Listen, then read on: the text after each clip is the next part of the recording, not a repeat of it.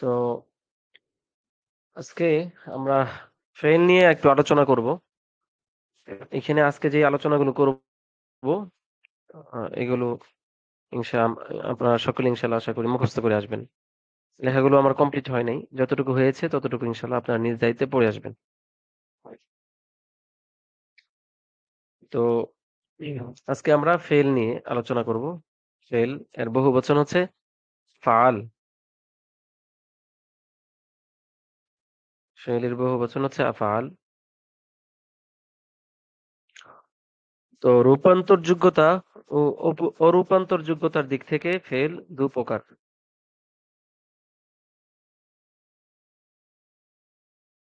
রূপান্তর যোগ্যতা ও অরূপান্তর যোগ্যতার দিক থেকে ফেল দু প্রকার।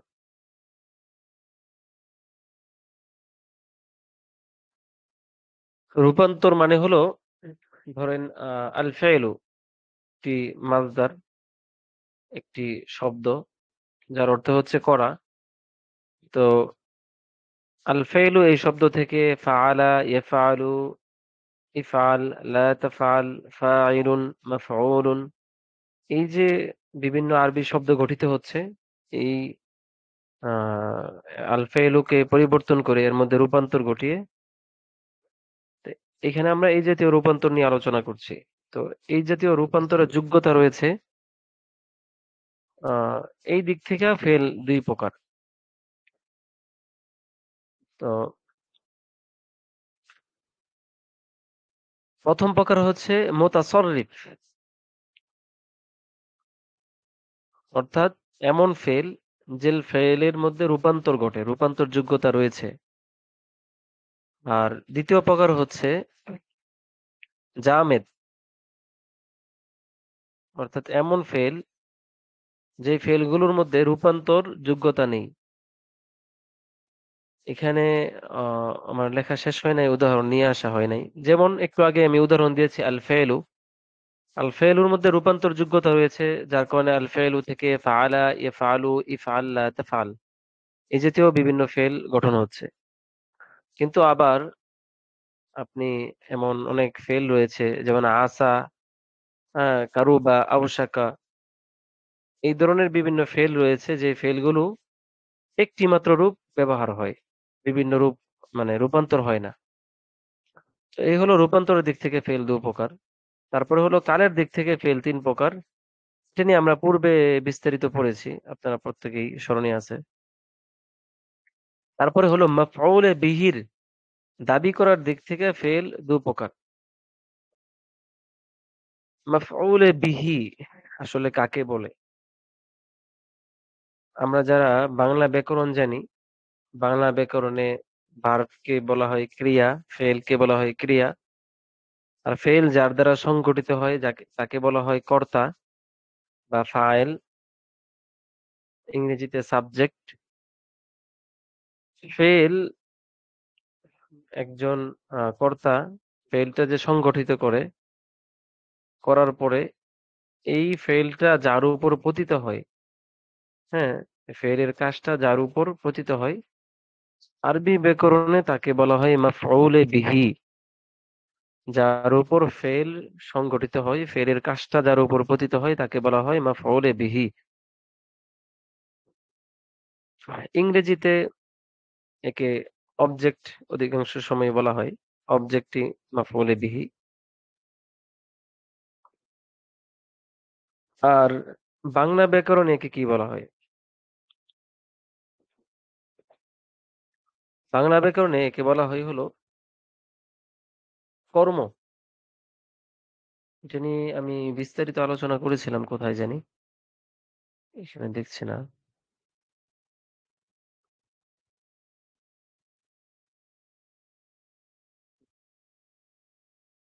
আচ্ছা, আরেক জায়গায় এটা নিয়ে বিস্তারিত আলোচনা আছে। তো এখানে যেখানে আছে, তো ক্রিয়া, কর্তা এবং কর্ম বাংলায়, আরবিতে হলো ফেল, ফাইল, মাফউলে বিহি। ইংরেজিতে হলো ভার্ব, সাবজেক্ট, অবজেক্ট। তো এই যে মাফউলে বিহি, বা অবজেক্ট, এটা থাকবে কি থাকবে না, এটার জরুরত আছে কি আছে না, এই দিক থেকে ফেল দু প্রকার। যেমন ধরেন, আমি বললাম আমি ঘুমাই, আরবিতে আনামু। এখানে ঘুমানোর কাজটা সংঘটিত হওয়ার জন্য কোনো কর্মের প্রয়োজন আছে? কর্মের প্রয়োজন নাই। মানে আমি ঘুমাইতে তৃতীয় কাউকে লাগে না। আমি ইচ্ছা করলে আমি নিজে নিজে ঘুমাইতে পারি, আমাকে নিজে দিয়েই এই কাজটা সংঘটিত হয়ে যায়। এর বিপরীতে আমি যদি বলি যে আমি প্রহার করি, তাহলে এখানে একটা প্রশ্ন থেকে যায়, কে বা কাকে, কাকে প্রহার করো, এই প্রশ্নটা কিন্তু এখানে থেকে যায়। তো সহজ ভাষায় আমরা বলতে পারি যে কোনো ফেইলকে, কোনো ভার্বকে যদি কে বা কাকে দিয়ে প্রশ্ন করলে, কে বা কাকে দিয়ে প্রশ্ন করলে প্রশ্ন করার জায়গা থাকে, বা কে বা কাকে দিয়ে প্রশ্ন করলে কোনো উত্তর পাওয়া যায়, তাহলে সেটা হবে ফেলে মুতাআদ্দি, ফেলে মুতাআদ্দি বা অকর্মক ক্রিয়া বাংলা ভাষায়। আর যদি নিজে নিজেই সম্পন্ন হয়ে যায়, মাফউলে বিহির প্রয়োজন পড়ে না, যেমন আমি ঘুমাই, এখানে কারো উপর কাজটা পতিত হওয়ার প্রয়োজন পড়ে না, তাহলে তাকে বলা হবে সকর্মক ক্রিয়া বাংলা ভাষায়। আরবিতে ওই জাতীয় ফেলকে বলা হয় ফেলে লাজেম। এই যে আলোচনাটা এই জায়গায় আছে একটু বিস্তারিত, এখানে দেখেন লেখা আছে সকর্মক ও অকর্মক ক্রিয়ার দিক থেকে ফেল আবার দুই প্রকার। প্রথম প্রকার হলো, এখানে শেষ হয় নাই, প্রথম প্রকার হলো অকর্মক ক্রিয়া, যে ফেল শুধু ফাইল দ্বারাই সম্পূর্ণ হয়ে যায়, ব্র্যাকেটে লেখা আছে মাফউলে বিহির প্রয়োজন হয় না, তাকে ফেলে লাজেম বলে। বাংলায় বলা হয় অকর্মক ক্রিয়া। অকর্মক মানে এমন ক্রিয়া যেই ক্রিয়ার কর্ম নেই, অকর্ম, কর্মের প্রয়োজন নেই, এমন ক্রিয়া। আরবিতে বলা হয় লাজেম, অর্থাৎ যে শুধুমাত্র ফাইলকে লাজেম করে, ফাইলকে আবশ্যক করে, মাফউলে বিহির প্রয়োজন হয় না, ফাইল দ্বারাই সম্পন্ন হয়ে যায়। যেমন বাংলায় এ জাতীয় ক্রিয়াকে অকর্মক ক্রিয়া বলে, কেননা এ জাতীয় ফেলের কর্ম অর্থাৎ মাফউলে বিহি ছাড়াই সম্পাদন হয়ে যায়। যেটা একটু আগে আমি বললাম যে যেমন আমি ঘুমাই, এখানে আমি ঘুমাইতে অন্য কাউকে লাগে না, যেহেতু আমি ঘুমাইতে অন্য কাউকে প্রয়োজন হয় না, সেহেতু আমি ঘুমাই বা আনামু, এই ফেলটা হচ্ছে সকর্মক, অকর্মক ক্রিয়া। দ্বিতীয় প্রকার সকর্মক ক্রিয়া, এটা কি? এটা হচ্ছে যে ফেল শুধু ফাইল দ্বারাই সম্পন্ন হয় না, বরং মাফউলেরও প্রয়োজন হয়, তাকে ফেলে মুতাআদ্দি বলে। আচ্ছা, সকর্মক, সকর্মক মানে কর্ম রয়েছে, হুম এমন ফেল। সকর্মক ক্রিয়া মানে এমন ক্রিয়া যে ক্রিয়ার কর্তা দ্বারাই সংঘটিত হয় না, বরং কর্মেরও প্রয়োজন পড়ে। কর্ম সহকারে যেই ক্রিয়া সংঘটিত হয়, সেই ক্রিয়া হচ্ছে সকর্মক ক্রিয়া। আরবিতে বলা হয় ফেলে মুতাআদ্দি। মুতাআদ্দি মানে তাআদ্দা ইয়াতাআদ্দি মুতাআদ্দি। মুতাআদ্দি এর অর্থ হচ্ছে সীমা লঙ্ঘনকারী, সীমা অতিক্রমকারী। তো যেই ফেল তার ফাইলের সীমাকে অতিক্রম করে অন্য কারো উপর পতিত হয়, সীমা লঙ্ঘন করে অন্য কাজটা অন্য কারো উপর পতিত হয়, অর্থাৎ কর্ম থাকে, ওই ফেলকে সীমা লঙ্ঘন করার কারণে ফেলে মুতাআদ্দি বলে। এই যে আমি এই এটাকে আরবিতে বলা হয় ওয়াজহে তাসমিয়া বা নামকরণের কারণ। ওয়াজহে তাসমিয়া নোট করতে পারেন, নামকরণের কারণ। ওয়াজহে তাসমিয়া, এটার গুরুত্ব রয়েছে অনেক, কারণ অজহে তাসমিয়া বুঝে যদি কেউ বিভিন্ন টার্ম, বিভিন্ন পরিভাষা এগুলো আয়ত্ত করে, তাহলে এই জিনিসটা সে সহজে বলবে না। কারণ এই জিনিসটার নামকরণ কেন করা হয়েছে বা এই জিনিসটাকে এইভাবে কেন সংজ্ঞায়িত করা হয়েছে, এটা যখন কারণটা তার জানা থাকবে, তখন সহজে সে এই পরিভাষাটা বলবে না। তো এই কারণে অজহে তাসমিয়া অবশ্যই বোঝা জরুরি। নিচে দেখেন একটা নোট আছে যে উল্লেখ্য ক্রিয়ার কাজ যার উপর প্রযুক্ত হয় তাকে কর্ম বলে। ক্রিয়ার কাজ যার উপর পতিত হয়, প্রযুক্ত হয় মানে পতিত হয়, যুক্ত হয়, তাকে কর্ম বলে। আরবিতে বললে ফেল যার উপর পতিত হয় তাকে মাফউলে বিহি বলে। আরবিতে বললে ফেল যার উপর পতিত হয় তাকে মাফউলে বিহি বলে। যে ক্রিয়াকে কি বা কাকে দিয়ে প্রশ্ন করলে, আরবিতে বললে যে ফেলকে কি বা কাকে দিয়ে প্রশ্ন করলে কোনো কর্ম পাওয়া যায়, কোনো কর্ম পাওয়া যায়, তাকে সকর্ম ক্রিয়া বা ফেলে মুতাআদ্দি বলে। আর যদি কোনো কর্ম পাওয়া না যায়, কর্ম মানে মাফউলে বিহি পাওয়া না যায়, মাফউলে বিহি মানে কাজটা যার উপর পতিত হয় এমন কোনো কিছু না পাওয়া যায়, তাহলে তাকে ফেলে লাজেম বলে।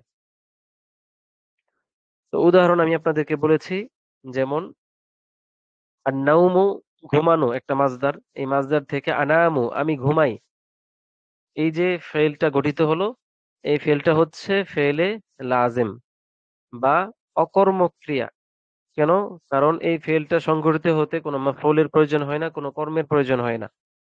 আমি নিজে নিজেই ঘুমাতে পারি, অন্য কারোর উপর একই কথা, আমি খাই, আমি পড়ি, আমি ঘুমাই, আমি খেলাধুলা করি, মানে এভরিথিং, মানে আমি যে কাজটা আমি নিজে নিজে করতে পারি, এই প্রত্যেকটা কাজই হচ্ছে অকর্মক ক্রিয়া বা ফেলে লাজম। এই জাতীয় মাসদার গুলোর ক্ষেত্রে এটা জানা কেন জরুরি? আমরা কিন্তু এখন আহ আমরা গত দর্সে ফেলে মাজি আমরা পড়েছি, লিখেছি। তো যেই ফেলটা ফেলে লাজেম হবে, ওই ফেলটা মাজহুল হবে না। আপনারা তো মারুফ মাজহুল দুইটা বহস লিখেছেন, তাই না? যেমন মাদি মুতলক তিনি লিখেছেন ফাআলা, সে একজন পুরুষ করেছে বা করলো, ফাইলা সে একজন পুরুষ, তাকে করা হয়েছে বা হলো। এই যে ফাইলা লিখেছেন, তাকে করা হয়েছে বা হলো, এই যে মাজহুল, এটাকে বলা হয় মাজহুল। এটা এই ধরনের ফেলে লাজেম থেকে মাজহুল গঠিত হয় না। তার মানে হলো আর নাউমু, এটা অর্থ কি? ঘুমানো মাজদার। তো আর নাউমু মাজদার থেকে কিন্তু নামা, এটা মাজির সিগা, সে একজন পুরুষ ঘুমালো বা ঘুমিয়েছে। নামা এর মাজহুল গঠিত হবে না, মানে নুমা বা এই ধরনের মাজহুলটা গঠিত হবে না। এটা হলো আরবি ব্যাকরণের একটা নিয়ম। আপনারা বলতে পারেন তাহলে বাচ্চাদের তো ঘুম পাড়ানো হয়, তাহলে এটা আরবিতে কিভাবে বলবে? তাকে ঘুম পাড়ানো হয়েছে, এটা তো হয়, এটা আরবিতে কিভাবে বলবে? এটা আরবিতে অন্যভাবে উপস্থাপন করবে, বাট মানে এইভাবে বলবে না, মানে মাজহুল গঠন করে বলবেন। তো যেই ফেলগুলো ফেলে লাজেম হয়, এই ফেলগুলোর মাজহুলের বহজগুলো আসে না লেখার ক্ষেত্রে। তো এই কারণে এই পড়াটা খুব জরুরি ছিল, যেহেতু আপনারা লেখা শুরু করে দিয়েছেন। আপনাদেরকে আমি গত প্রায় 25-30টা মাসদার দিয়েছি। তো এই মাসদার গুলো থেকে আপনারা যখন লিখতে যাবেন তখন চিহ্নিত করবেন যে এই মাসদারটা কি ফেলে লাজেম না ফেলে মুতাআদ্দি। কিভাবে সহজে চিহ্নিত করবেন? এই মাসদারের অর্থকে আপনি কি, কে বা কাকে দিয়ে প্রশ্ন করবেন, কি বা কাকে দিয়ে প্রশ্ন করবেন। হ্যাঁ, যেমন আমি ঘুমাই, আফওয়ান, আমি ওই আমি আহ এর আগে যে উদাহরণগুলো দিয়েছি সবগুলো এখানে পারফেক্ট না। আমি ঘুমাই, এখানে কিন্তু আপনি কি বা কাকে, আপনি আমাকে প্রশ্ন করতে পারবেন না আপনি কি ঘুমান, ঘুম তো আর কি হয় না। বা আপনি আমাকে প্রশ্ন করতে পারবেন না আপনি কাকে ঘুমান, কাউকে তো আর ঘুমানো হয় না। তো এই জাতীয় কি বা কাকে দিয়ে প্রশ্ন করলে যদি উত্তর না পাওয়া যায়, আপনি যে মাসদারটা লেখছেন বা পড়ছেন, কি বা কাকে দিয়ে প্রশ্ন করলে যদি উত্তর পাওয়া না যায়, তাহলে এই মাসদারের মাজহুল আসবে না, মাজহুলের বহস আসবে না। আর আমি একজন ছাত্র ছিলাম, এই জায়গা থেকে খুশির একটা সংবাদ আছে এখানে, ওইটা হলো ওস্তাদরা যখন পড়া দিত, ঠিক আছে, লেখা দিত দর্সে, তো যদি কোনো এমন ফেল দিত যে ফেলটা হলো ফেলে লাজেম, তখন খুশি হইতাম। তার কারণ হলো ফেলে লাজেম যেহেতু লেখা অর্ধেক কমে গেছে, মানে প্রত্যেকটা বহস লিখবো, মাঝি মতলক লিখবো, তো মাঝি মতলকের মাঝহুল গুলো লিখতে হবে না, তাহলে মাঝি মতলক আহ শুধু মারুফের ইসবাত এবং নফি দুইটা বহস লিখলেই হবে, চারটা বহস লিখতে হবে না। তো এটাও আপনাদের জন্য আহ ফাঁকিবাজির একটা সুযোগ আছে, ঠিক আছে, ফাঁকিবাজি শিখিয়ে দিলাম। তো যাই হোক, তো ফেলে লাজেম এবং ফেলে মুতাআদ্দি বিষয়টাকে আপনারা বুঝেছেন। আমি একটু বেশি সময় নিয়ে বুঝিয়েছি যেন আপনারা খুব ভালো করে মাথায় গাঁথে। বিষয়টা বুঝেছেন? একটু বলবেন।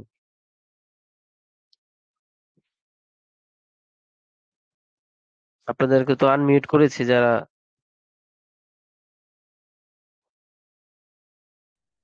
ভাই আপনারা কি ঘুমিয়ে গেছেন?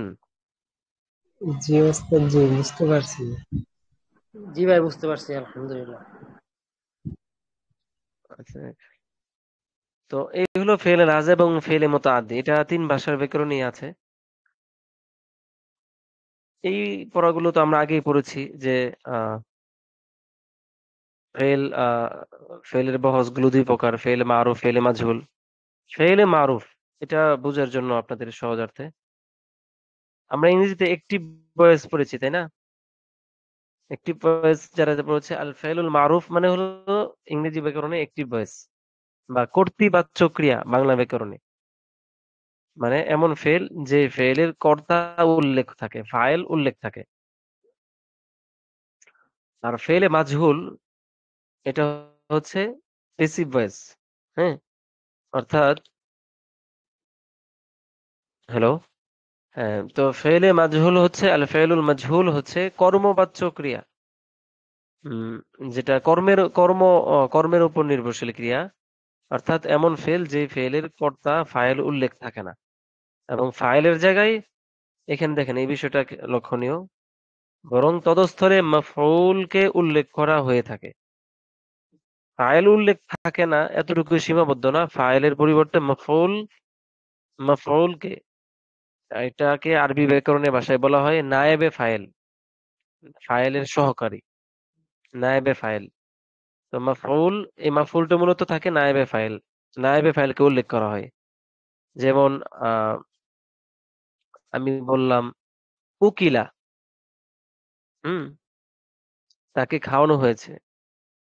Rice is eaten by me, তাই না? ইংরেজিতে rice is eaten by me. এই যে পেসিভ ভয়েস, আরবিতে বললাম কি ওকিলা।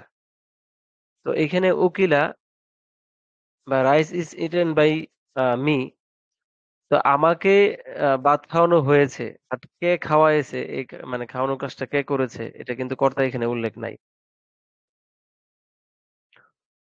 তো উকিলা বা তাকে ভাত খাওয়ানো হয়েছে, বা কি তাকে ভাত খাওয়ানোর কাজটা কে সংগঠিত করেছে, কে করেছে, সেটা উল্লেখ নাই।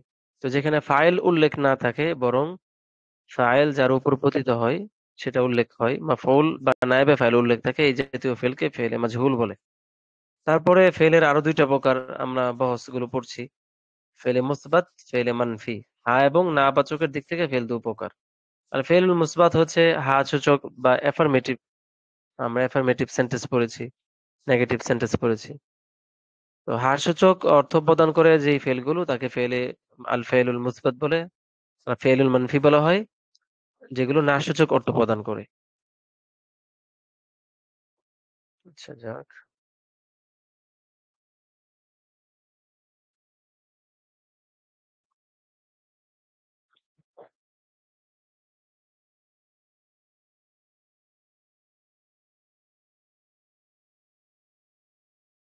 তো আমরা যেখানে ছিলাম ওইখানে চলে যাচ্ছি।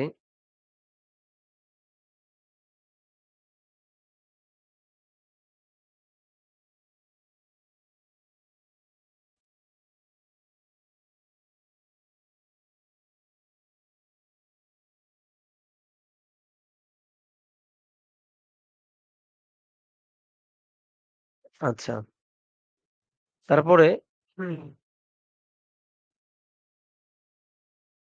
নুনে তাকিদের দিক থেকে ফেল 2 প্রকার। একটা হলো সাধারণ নুনে তাকিদ যুক্ত করা যায় না, আর তা হলো ফেলে মাজি। নুনে তাকিদ, তাকিদের নুন যুক্ত দিক থেকে ফেল 2 প্রকার। আরবি ব্যাকরণে কোনো কিছুকে তাকিদ দেওয়ার জন্য উম 2টা হরফকে ব্যবহার করা হয়, একটা হচ্ছে লাম আর একটা হচ্ছে নুন। লামকে সাধারণত লামে মাফতুহা হিসেবে ব্যবহার করা হয়, আর নুনকে তাসদিদ এবং সাকিন, এই দুই মানে ক্যাটাগরিতে ব্যবহার করা হয়।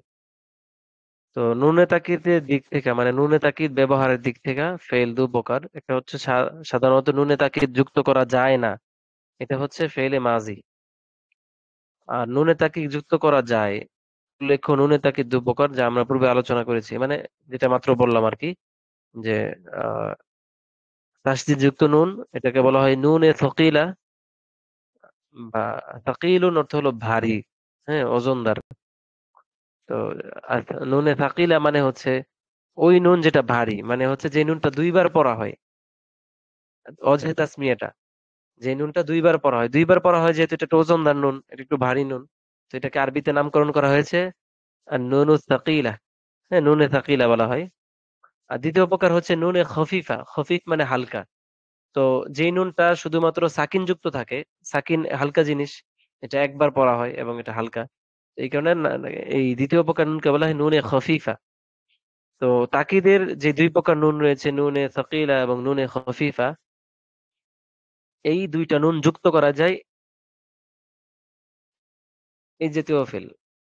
যাই হোক, তো উভয়টি, এই জাতীয় নুনটি উভয়টি, নুনটি ফেলে মদরে, আমর ও নাহি, এই তিনটাতে যুক্ত করা যায়। তারপর আসেন সিহাত ও ইলালের দিক থেকে ফেল প্রথমত দুই প্রকার। এটা গুরুত্বপূর্ণ একটা বহস। এটা অবশ্যই অনেক মানে পরের স্তরের বহস।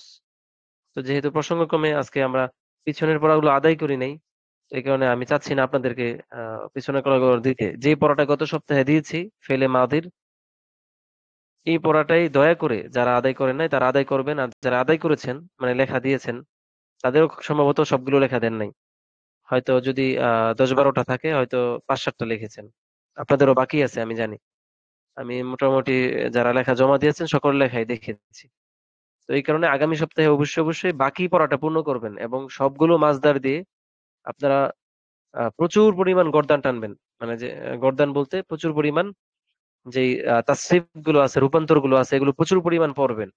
এক একটা মাসদার নিবেন এবং মাজির যে প্রকারগুলো লেখা দিয়েছি, এই প্রকারগুলো প্রচুর পড়বেন। এবং বিকেলে যে আপনারা তামরিন করেন, ওই তামরিনে ওই মাসদার গুলো দিয়ে এক একজন বিভিন্ন সিগা বানায় রাখবেন, বানায় রেখে আরেকজনকে ধরবেন যে এটা এটা কোন সিগা, এটা কোন সিগা, এটার অর্থ কি, এটার অর্থ কি। যেহেতু অর্থ সহ পড়া আছে, যেই বিশেষত যেই মাসদার গুলো বেশি ব্যবহৃত হয়েছে পবিত্রকরণে, এগুলো তো আপনাদেরকে অর্থ সহ পড়া দিয়েছি। তো আপনাদের যেই নিজেরা যখন তামরিন করেন, ওই সময় এগুলো অর্থ সহ তামরিন করবেন। মানে কেউ আরবিটা বলবে, একজন আরবিটা বলবেন, তো আরেকজন এর বাংলাটা বলবেন, আবার একজনে বাংলা বলবেন, আরেকজনের আরবিটা বলবেন। এই পর্যায়ে যদি যায় তাহলে আপনার পড়াটা কিছু হয়েছে। যে মাসদার গুলো দিয়েছি, এগুলো যদি, এগুলোর মাঝির যত রূপান্তর আছে, বাংলাটা বললে আপনি আরবি বলতে পারেন, আরবিটা বললে বাংলা বলতে পারেন, এই পর্যায়ে গেলে আপনার কিছুটা পড়া হয়েছে, কিছুটা পড়া হয়েছে। তো এগুলো মজবুতের সাথে পড়তে হবে। যাই হোক, এই কারণে আর আমি ওই পড়াগুলো দিচ্ছি না, ওইটা পুরাতন পড়াগুলি থাকবে, আর একটু ভালো করে পড়বেন। তো নতুন পড়া হিসাবে শুধু এই যে বিষয়গুলো বুঝার ফাঁকে ফাঁকে এই পড়াগুলো আমরা পড়ে ফেলবো, ওই হিসাবে এই পড়াগুলো থাকছে। তো সিহাত ও এরার দিক থেকে ফেল দু প্রকার। প্রথমত দু প্রকার, একটা হচ্ছে সহি। সহি কাকে বলা হয়? সহি তো আমরা অনেক অর্থে ব্যবহার করি, এখানে কি কোন অর্থে বলা হচ্ছে দেখেন। সহি বলা হয় এমন ফেল যার মূল হরফ সমূহ হরফে ইল্লত মুক্ত হয়। এখানে ব্রেকেটে হরফে ইল্লতটা যুক্ত করা হবে। আচ্ছা, এখানে একটু দেখেন, আমি একটা টিকা টেনেছি হরফে ইল্লত। হরফে ইল্লত কি জিনিস? হুম, হরফে ইল্লত কে হরফে মাদও বলা হয়। মদের হরফ তিনটি, কে কে পড়েন নাই মক্তবে? আছেন কেউ আপনাদের মাঝে পড়েন নাই? মদের হরফ তিনটি, ওয়াও আলিফিয়া। আমার মনে হয় না আপনারা এমন কেউ আছেন যে মদের হরফ তিনটিটা জানেন না। সকলেই জানেন। আচ্ছা, তো হরফে ইল্লতকে হরফে মদ বলা হয় যখন তার পূর্ববর্তী হরফের হরকত তার অনুকূলে থাকে। আমরা পড়েছি যে খালি আলিফ ডাইনে জবর, ওয়াও সাকিন ডাইনে পেশ, ইয়া সাকিন ডাইনে জের, মদের হরফ আসিলে আহ তার ডানের হরকতের সঙ্গে এক আলিফ টানিয়া পড়িতে হয়। এভাবে পড়েছিলাম আমরা। তো তো যখন তার পূর্বের হরফের হরকত তার অনুকূলে থাকে তখন তা হলো হরফে মদ।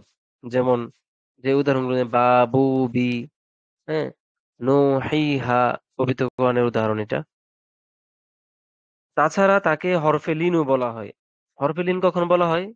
যখন সেগুলোকে ফাতহা যুক্ত হরফের পর এসে সাকিন যুক্ত হয়। যখন সেগুলো ফাতহা যুক্ত হরফের পর, মানে হচ্ছে ওয়াও এবং ইয়া এর ডাইনে যখন কি হয়, জবর হয়, তখন ওয়াও ইয়া আর হরফে মদ থাকে না, তখন তাকে বলা হয় হরফে লিন। এগুলো হলো পবিত্র কোরআনের তাসবিহ। হরফে লিন কখন বলা হয়? যখন ওয়াও এবং ইয়া সাকিন যুক্ত হয়ে তার ডান পাশে জবর হয়, ফাতহা, বা ডান পাশের হরফ ফাতহা যুক্ত হয়, বা ডান পাশে ফাতহা হয়, তখন তাকে হরফে লিন বলা হয়। যেমন খাউফা, হ্যাঁ, তারপরে আহ তৈরন, এগুলো হলো পবিত্র কোরআনের উদাহরণ। তৈরন আবাবিল। তো এই যে হরফে ইল্লত এবং হরফে কি বলে লিন, এগুলি হচ্ছে হরফে মদ এবং হরফে লিন, এটাই হচ্ছে হরফে ইল্লত। আরবি ব্যাকরণে একে হরফে ইল্লত বলা হয়, মানে সরফ শাস্ত্রে একে কি বলা হয়? হরফে ইল্লত বলা হয়। তো হরফে ইল্লত, এখন সহি কাকে বলে? সহি বলা হয় যার মূল হরফ সমূহ হরফে ইল্লত মুক্ত হয়। মূল হরফ মানে মাদ্দা। আল ফেলু, এখানে মূল হরফ কি? ফা, আইন, লাম। আর নাসরু, এখানে মূল হরফ কি? নুন, সদ, র। তো এই জাতীয় মূল হরফগুলো যখন ওয়াও, আলিফ, ইয়া, এই তিনটা হরফ থেকে মুক্ত থাকে, তখন তাকে বলা হয় হরফে ইল্লত। তো হরফে ইল্লত মুক্ত থাকলে সরফ শাস্ত্রের পরিভাষায় এই শব্দকে বলা হবে সহি। সহি আবার কয় প্রকার? এখান থেকে সহি আবার তিন প্রকার। এক নম্বর হচ্ছে সালেম। সালেম কাকে বলা হয়? সালেম, আল্লাহ তোমার সহি সালামতে রাখুক, আমরা বলি কিনা বাংলা, এটা দোয়া করি একজন আরেকজনকে। তো সালেম হচ্ছে নিরাপদ। সালেমের বাংলা অর্থ হচ্ছে নিরাপদ। সালিমুন, আসসালমু থেকে ইসমে ফাইল, মানে কর্তা, এর সিগা হচ্ছে সালেম, মানে নিরাপদ বাংলা অর্থ। তো যেই ফেলের মূল হরফ সমূহ হরফে ইল্লত, হামজা ও তাজঈফ মুক্ত থাকে, তাকে সালেম বলে। তাজঈফ কাকে বলে আমি হাসিয়া থেকে আপনাদেরকে বলে দিচ্ছি। তো যেই ফেলের মূল হরফ সমূহ হরফে ইল্লত, হামজা ও তাজঈফ। হরফে ইল্লত মানে আমরা জানি ওয়াও, আলিফ, ইয়া বলেছি হরফে ইল্লত। হামজা, হামজা তো চিনি আমরা, হামজা চিনি না। হামজা কাকে বলা হয়? হামজা একটা ডেফিনেশন আছে, একটা সংজ্ঞা আছে। হামজার ডেফিনেশন হচ্ছে, যদি আলিফের মাঝে হরকত হয় তখন তাকে হামজা বলে। হরকত যুক্ত আলিফকে হামজা বলে। আচ্ছা, যাই হোক। ও তাজঈফ মুক্ত থাকে, তাকে সালেম বলা হয়। তাহলে একটা শব্দের মূল হরফ যদি হরফে ইল্লত, হামজা এবং তাজঈফ মুক্ত থাকে, তাকে বলা হবে সালেম। আচ্ছা, এখন আসেন তাজঈফ কাকে বলে। 14 নম্বর, হাসিয়ে দেখেন। তাজঈফ বা মুযাআফ বলা হয় এমন শব্দকে যাতে একই হরফ দুইবার এসেছে। তাজঈফ বা মুযাআফ বলা হয় এমন শব্দকে যাতে একই হরফ দুইবার এসেছে। যেমন দররুন, আদ-দররু, ক্ষতি করা, হ্যাঁ, এখানে র হরফটা কয়বার এসেছে? দুইবার। তো দ, র, র, দদ, র, র, র দুইবার এসে দররু হয়েছে। তো এক জাতীয় হরফ যদি দুইবার আসে, তাহলে এক জাতীয় হরফ দুইবার আসলে তাকে বলা হবে হরফে মানে মুযাআফ। তো মুযাআফ বা তাজঈফ মুক্ত থাকা, এটা হচ্ছে সালেম হওয়ার অন্যতম একটা কারণ। হ্যাঁ।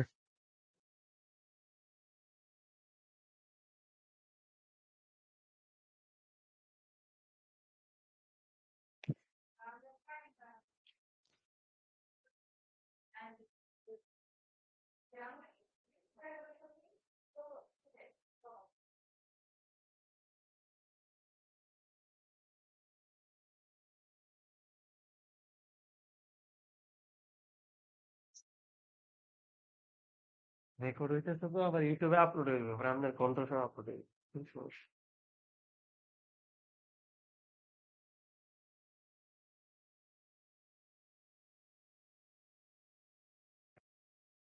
আফওয়ান আসলে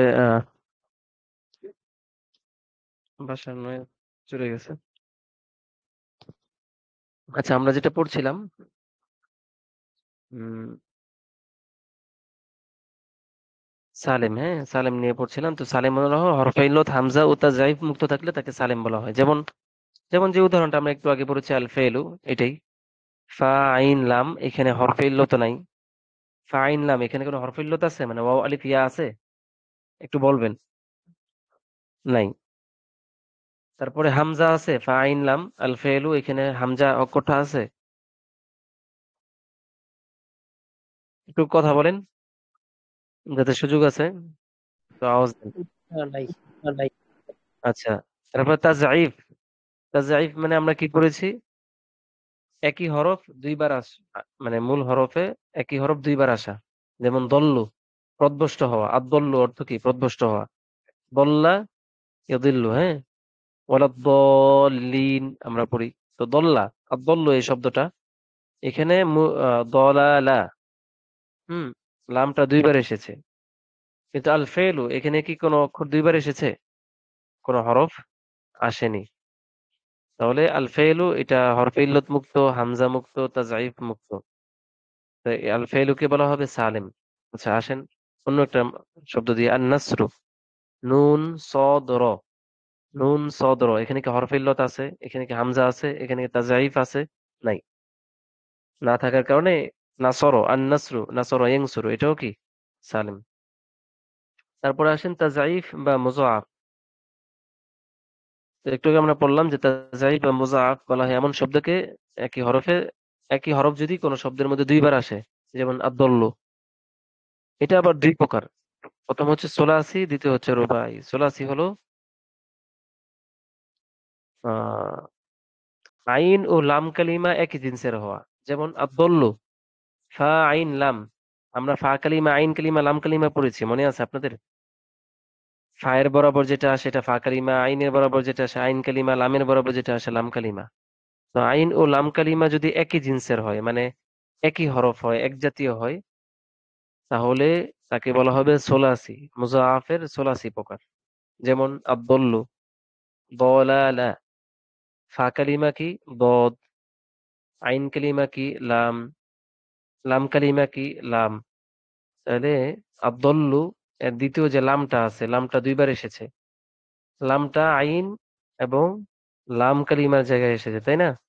তা আইন এবং লাম কালিমার জায়গায় যেহেতু এসেছে, অর্থাৎ আইন এবং লাম কালিমা যেহেতু একই জিনসের হয়েছে, সেহেতু এটা হচ্ছে সোলাসি, দ্বিতীয় প্রকার রুবাই। আর তা হলো যার ফা ও প্রথম লাম কালিমা এক জিনসের, ও আইন ও লাম কালিমা এক জিনসের হয়। যেমন ফা আলালা, আফন, উদাহরণ হিসেবে দিলে, সেই মুহূর্তে আমার আসতেছে না উদাহরণটা যেখানে। তো ও, ফা এবং আহ, প্রথম লাম কালিমা এক জিনসের। ফা আইন লাম, ফা আলা। তো চার অক্ষর বিশিষ্ট হবে, এবং চার অক্ষরের প্রথম এবং তৃতীয় অক্ষরটা হবে এক জাতীয়, দ্বিতীয় এবং চতুর্থ হরফটা হবে এক জাতীয়। মানে চার অক্ষর বিশিষ্ট একটা শব্দ হবে, যেই শব্দের মধ্যে দুইটা হরফ ব্যবহৃত হবে। প্রথম এবং তৃতীয় হরফ হবে একই হরফ, দ্বিতীয় এবং চতুর্থ হবে ভিন্ন আরেকটি হরফ। দুইটা হরফ দিয়ে একটা শব্দ গঠিত হবে, দুইটা হরফের প্রত্যেকটাই দুইবার ব্যবহৃত হবে। তো যদি এমন হয় তাহলে তাকে বলা হবে রুবাই। তো এটা হচ্ছে সহির দ্বিতীয় প্রকার। সহির তৃতীয় প্রকার হচ্ছে মাহমুজ। মাহমুজ কাকে বলে? আমরা এখানে পড়েছিলাম যে ফেলের মূল হরফে হামজা থাকে। আমরা সালেমের ক্ষেত্রে পড়েছিলাম যে হামজা মুক্ত থাকা। তাহলে হামজা যুক্ত থাকলে হবে মাজ মাহ মাহমুজ। আর হামজা হরফে ইল্লত মুক্ত, তাজাইফ মুক্ত থাকতে বলা হবে সালেম। যেমন আল আকলু, একটু আগে আমরা উদাহরণ হিসেবে এনেছি, আল আকলু অর্থ হলো খাওয়া। উকিলা, আকালা সে খেয়েছে, উকিলা তাকে খাওয়ানো হয়েছে, ইয়াকুলু সে খাবে, খাচ্ছে, খায়। তো এখানে আল আকলু, আকালা, আল আকলু এর প্রথম হরফটা কি? হামজা। তো যে ফেলের মূল হরফে হামজা থাকে তাকে বলা হয় কি? মাহমুজ। আল আকলু এখানে মূল হরফের ফা কালিমায় হামজা রয়েছে, এই কারণে এটা হচ্ছে মাহমুজে ফা। তারপরে আসেন পরবর্তী প্রকার মুতাল। এটা কিসের প্রকার? আমি এই যে শুরুতে পড়েছিলাম আমরা, সিহত ও ইল্লাতের দিক থেকে ফেল দু প্রকার। তো প্রথম প্রকার ছিল সহি, সহি ছিল আবার তিন প্রকার। এখন আমরা দ্বিতীয় প্রকার পড়তেছি, ওটা হলো মুতাল।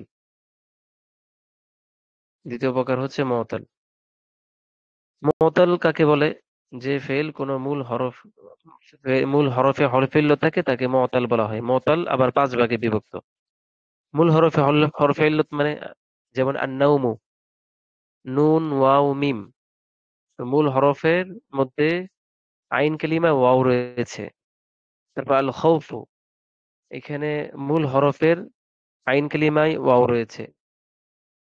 আর নাইলু, পাওয়া, মূল হরফের আইন কালিমায় ইয়া রয়েছে। তো এইভাবে মূল হরফের মধ্যে যদি ওয়াও আলিফ ইয়া থাকে, হ্যাঁ।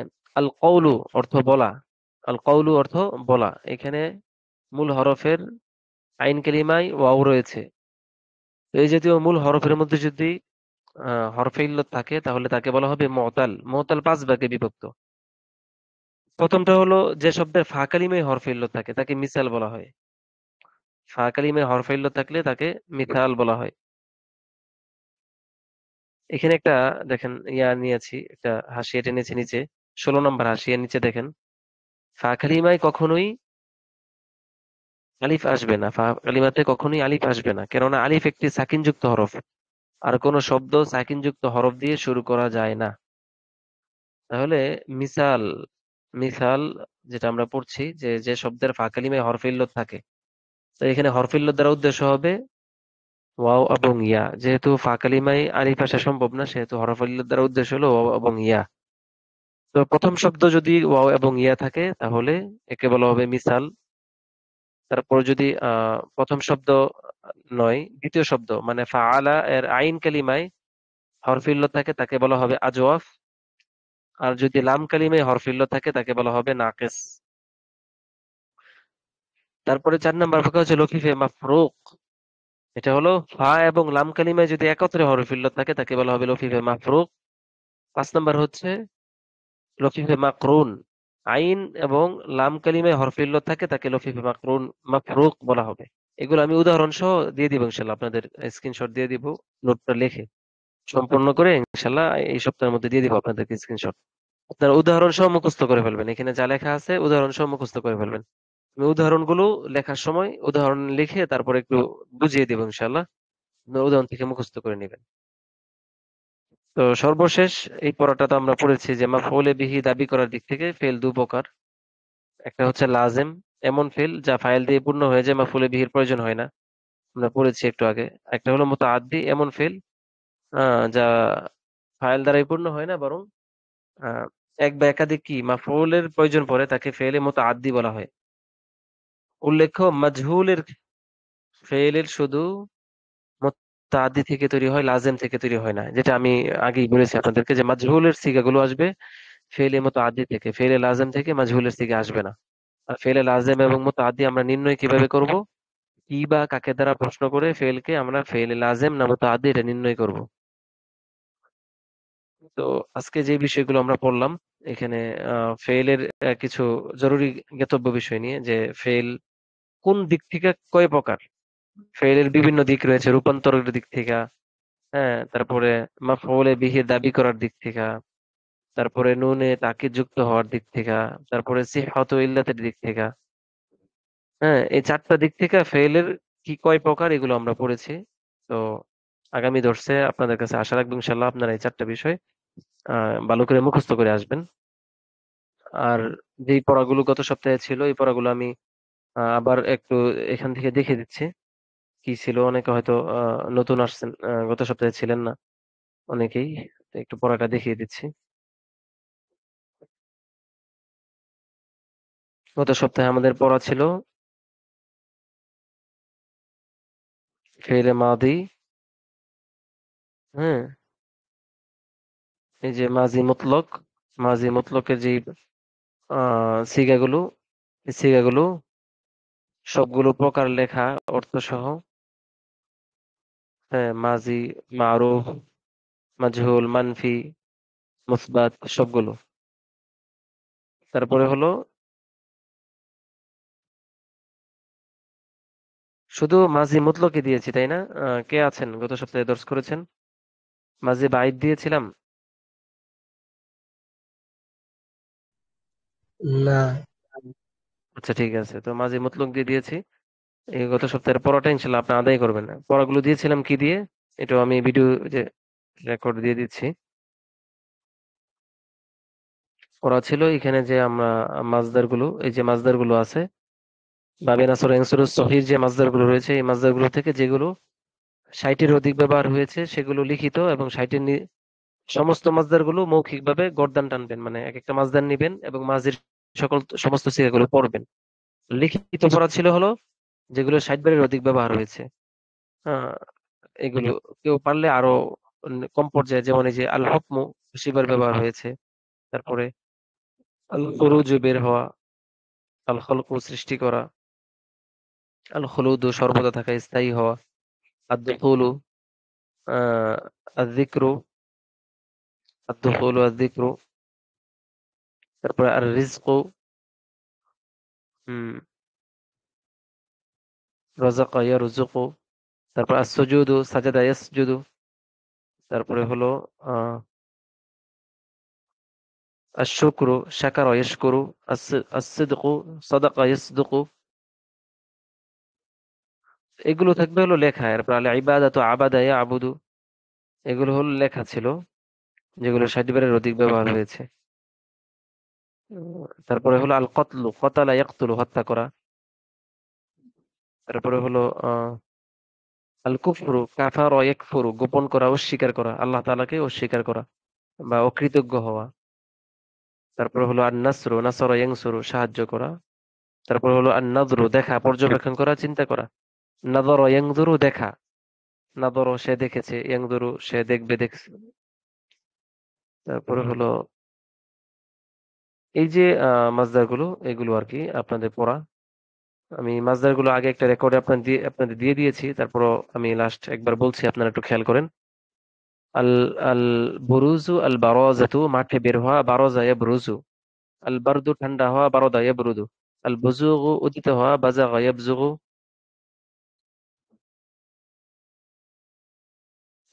আল বিসরু আল বুসুরু, মুখ মলিন হওয়া, বা আল বাসরু দেখতে হবে, বাসারা ইয়াবসুরু। আল বাস্তু বাসাতা ইয়াবসুতু। আল বুসুকু বাসাকা ইয়াবসুকু। আল বুতুলানু বাতালা ইয়াবতুলু। আল বাতনু আল বুতুনু বাতানা ইয়াবতুনু। আল বুলুগু বালাগা ইয়াবলুগু। الترك ترك يترك. الثبت ثبت يثبت. الثبات الثبوت ثبت يثبت. الثبور ثبر يثبر. الثقوب ثقب يثقب. الجبر جبر يجبر. الجثوم جثم يجثم. الجنابة الجنب جنب يجنب. الحجر الحجران حجر يحجر. الحرث حرث يحرث. الحرق حرق يحرق. الحزن حزن حزن يحزن. الحساب حسب يحسب. الحسد حسد يحسد. الحشر حشر يحشر. الحسد حسد يحسد. الحسر حسر يحسر. الحضور حضر يحضر. الحظر حضر يحضر. الحكم حكم يحكم. الخذل الخذلان خذل يخذل. الخ... الخرس خرس يخرس. الخرق خرق يخرق. الخروج خرج يخرج. الخلافة خلف يخلف. الخلف خلف يخلف, দুইটা একই। তারপরে আল খলকু খলাকা ইয়াখলুকু। আল খুলুদু খলাদা ইয়াখলুদু। আল খুলুসু খলাসা ইয়াখলুসু। আল খানসু খানাসা ইয়াখনুসু। الدبور دبر يدبر. الدخول دخل يدخل. الدرس درس يدرس. الدفق دفق يدفق. الدلالة دلل, এটা থাকবে না, দাল্লা ইয়াদুল্লু। চলে যাবে এখান থেকে। আয-যিকরু যাকারা ইয়াযকুরু, আর-রাবতু রাবাতা ইয়ারবুতু, আর-রাজফু রাজাফা ইয়ারজুফু, আর-রাজমু রাজামা ইয়ারজুমু, আর-রিজকু রাযাকা ইয়ারযুকু, আর-রুসুখু রাসাখা ইয়ারসুখু, الرشد رشد يرشد، الرصد رصد يرصد، الرقب رقب يرقب، الرقم رقم يرقم، الرقود رقد يرقد، الركض ركض يركض، الرقم رقم يرقم، الركود ركض يركض، الرمز رمز يرمز، الزجر زجر يزجر، الزعم زعم يزعم، السبت سبت يسبت، السبوغ سبغ يسبغ، الستر ستر يستر، السجر سجر يسجر، السجن سجن يسجن، তারপর السجود سجد يسجد، السرد سرد يسرد، السروب سرب يسرب، السطر سطر يسطر، السقط السقوط سقط يسقط، السكب سكب يسكب، السكوت سكت يسكت، السكون السكن سكن يسكن، السلب سلب يسلب، السلف سلف يسلف، السلق سلق يسلق، السلك والسلوك سلك يسلك، السمر سمر يسمر، السمود سمد يسمد، الشجور شجر يشجر، الشروق شرق يشرق، الشعور شعر يشعر، الشكر شكر يشكر، الصدق صدق يصدق، السدود صد يصد، الصدور صدر يصدر، السفون صفن يسفن، الصلب صلب يصلب، الصمت والصموت صمت يصمت، الضمور ضمر يدمر، الطرد طرد يطرد، الطرق والطروق طرق يطرق، الطلب طلب يطلب، الطلوع طلع يطلع، الطهور طهر يطهر، العبادة عبد يعبد، العبر عبر يعبر،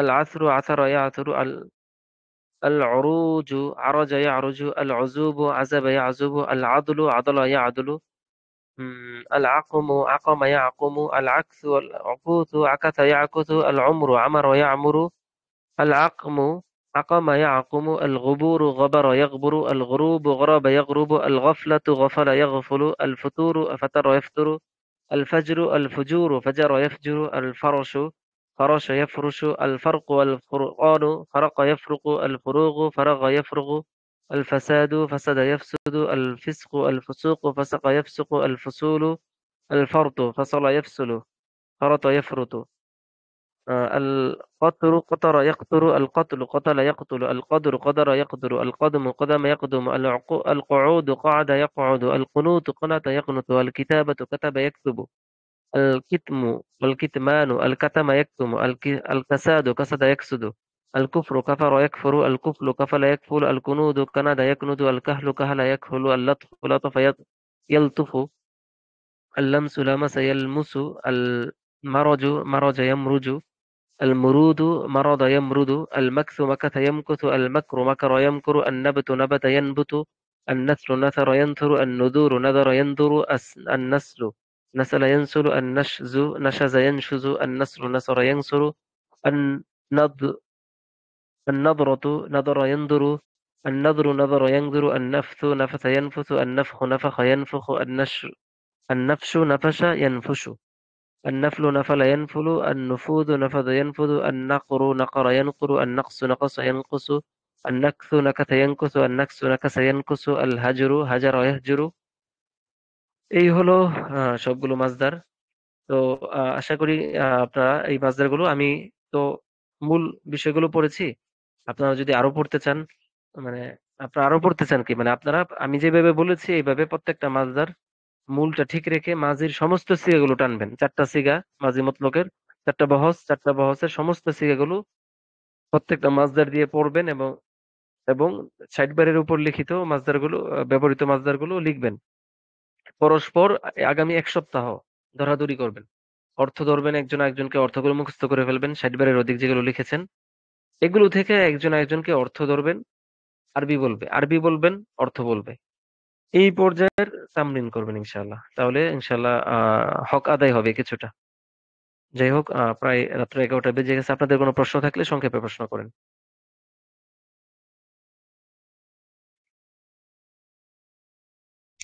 উস্তাদ জি, এগুলো সবগুলো তো বাবে নাসরাই আনছিল না? জি জি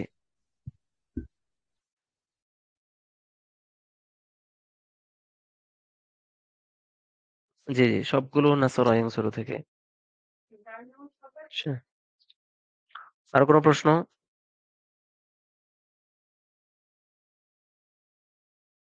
বাংলা যেগুলো পড়া দিলেন এগুলো মুখস্থ করতে হবে।